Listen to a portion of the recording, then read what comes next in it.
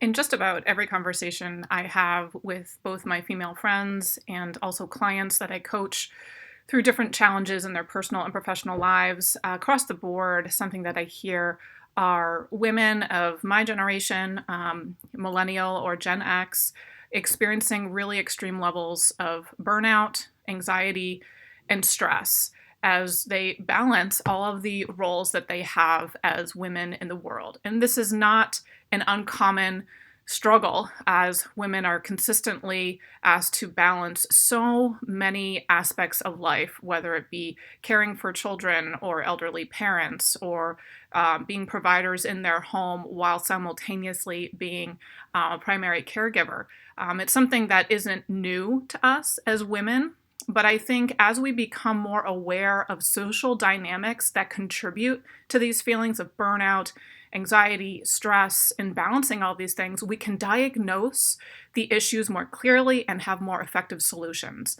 And one of the most important things I've been discussing and researching and sharing with my clients is this notion of the human giver syndrome.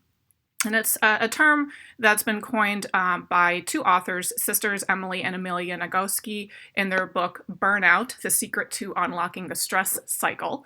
But in their work, they also draw upon the contemporary moral philosopher Kate Manne and this idea that there's a cultural code in which some people are encouraged to be human beings, to allow all of their humanity to develop in their lives, whereas others are expected to be human givers, meaning to give of their humanity to others in their lives.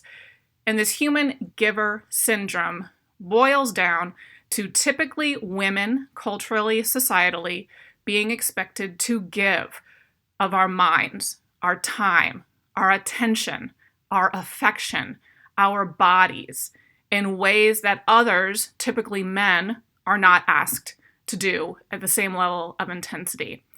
And what this creates is an overwhelming expectation that women show up and contribute to society in this way of being these perpetual givers of themselves to others.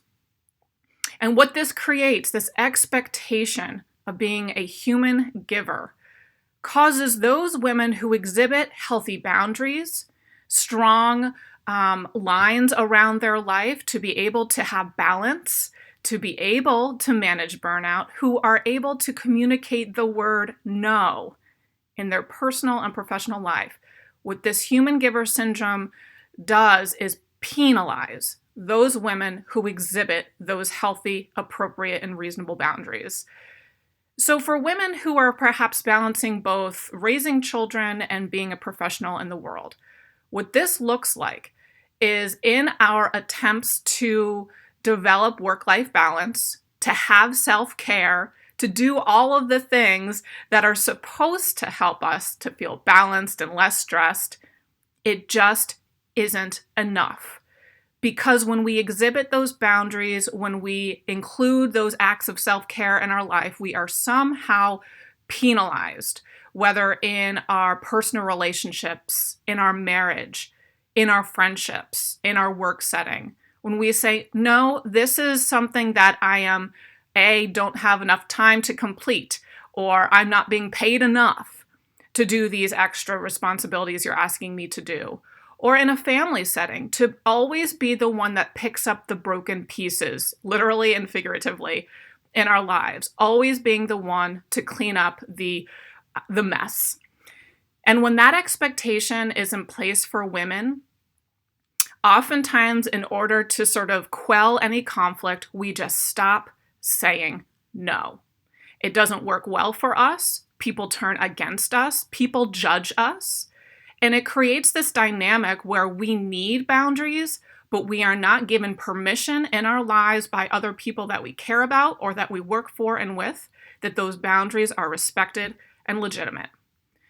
So the most important thing I invite my clients to do is to continue to set those boundaries, but be prepared and mindful that the response to those boundaries may not always be accepting and affirming.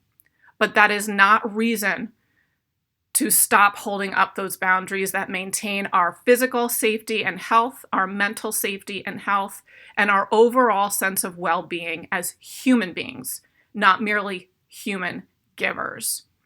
So it's a difficult line to walk, and it's something that is a lifelong practice. But the more we can continue to firmly stand on those boundaries that enable us to have a sense of well-being in our lives, and addressing those, or to the extent that we can, ignoring those that resist those boundaries or judge us for having those boundaries, the more we can stand in our own space, on our own truth, and in our own identity, beyond the expectation of being a human giver.